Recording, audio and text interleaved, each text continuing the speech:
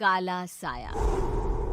यूं तो बनारस घाट अपनी खूबसूरती के लिए बहुत प्रचलित है, पर घाट के किनारे कई राज लिए बैठे हैं। ये कहानी शुरू होती है बनारस के घाट के पास बने ममता निवास से, जहां प्रिया लाल जोड़े में ममता के घर उसकी बहू बनकर आती है। आओ आओ बहू, घर को अपने पैरों से पवित्र करो। ममता घर की दहलीज पार कर ही रही होती है कि अचानक एक बहुत गंदी सी बास पूरे घर में फैल जाती है।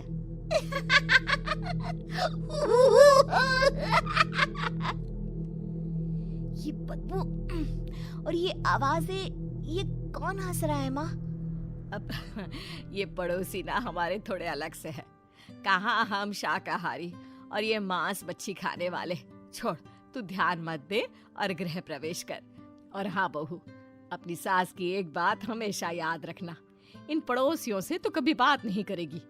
अच्छे लोग नहीं है ये। अपनी सास की ये बात मानेगी ना बेटा? हाँ माँ, जो आपकी मर्जी, मैं उनसे बात नहीं करूंगी।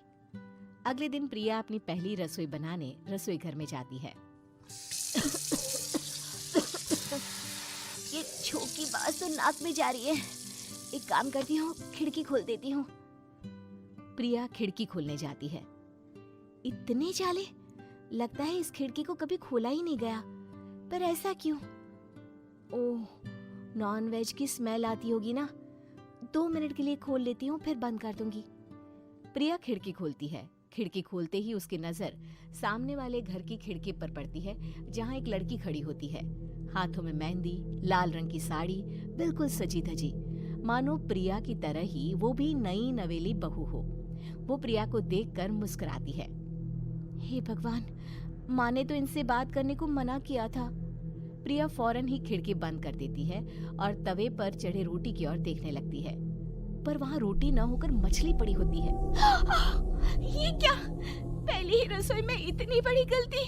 हे भगवान, अब मैं क्या करूं? प्रिया बहुत डर जाती है और फौरन रसोई की सफाई करने और फिर सभी के लिए खाना बनाने लग जाती है।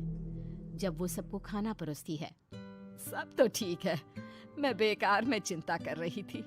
हे भगवान, ऐसे ही बस अपनी कृपा बनाए रखना। रात के वक्त जब सब सो रहे होते हैं, तब प्रिया को पायल की आवाज सुनाई देती है, जिससे उसकी आंख खुल जाती है। ये पायल की आवाज कहाँ से आ रही है?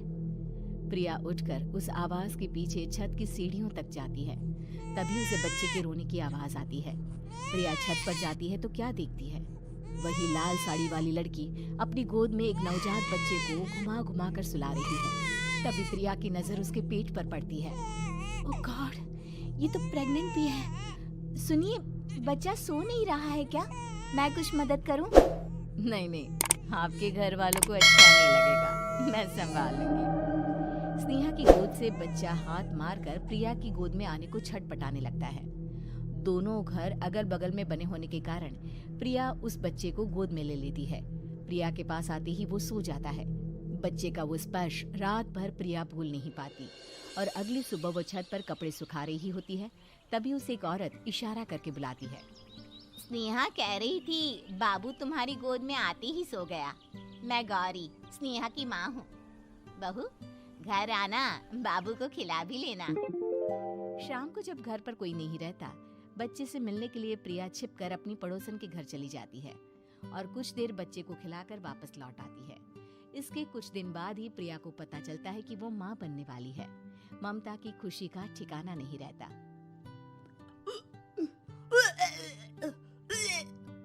माँ जी, पता नहीं क्यों उल्टी आ रही है। प्रिया भागती हुई वॉशरूम में जाती है तो हरे और लाल रंग की उल्टी करती है। उस उल्टी में से कीड़े निकलते हैं। ये क्या? खून और ये कीड़े! माँ! माँ! प्रिया की आवाज सुनकर ममता दौड़ कर आती है, पर बेसिन में कुछ नहीं होता। प्रिया हक्की बक्की रह जाती है। ये सब क्या हो रहा है? प्रिया घबरा जाती है और अपने कमरे में जाकर सो जाती है। डर के कारण वो इतनी थक जाती है कि उसकी आंख लग जाती है। तब उसे ऐसा लगता है उसके पेट पर मानो कोई बैठा हुआ हो। कौन हो? प्रिया के पेट पर एक 5 महीने की बच्ची बैठी हुई थी, जो बुरी तरह जली हुई थी। माँ, तुम ही मुझे लाई ना अपने पेट में। मैं तुम्हारी माँ नहीं हूँ। कौन हो तुम? माँ, देखो मैं जल गई बुरी तरह से। 6 महीने पेट में रहने को भी मुझे नहीं मिला। सहला दो ना माँ। बचाओ, बचाओ, माँ! ममता दौड़कर कमरे में आती है। प्रिया की बातें सुनकर वो सब समझ जाती है। तू कहीं बगल वाले घर में तो नहीं जाकर आई ना बहू? मुझे माफ कर दो, मैं गई थी माँ। उस घर में सब मरे हुए हैं बहू। कई साल पहले स्नेहा उस घर में बहू बनकर आई थी। कुछ ही दिन में वो एक बच्चे को जन्म देने वाली थी।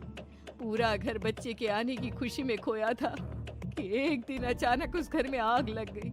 सब बुरी तरह जलकर मर गए। गौरी आज भी दादी बनने का इंतजार कर रही है और इसीलिए स्नेहा ने अपना अजन्मा बच्चा तुम्हारी कोख में डाल दिया। ममता ये कह रही होती है कि पीछे से उसके पैरों को एक बच्चा पकड़ लेता है। दादी, दादी। माँ, स्नेहा की गोद में यही बच्चा था। ये बच्चा कौन है फिर? तेरी मौत है। तेरी भी दादी।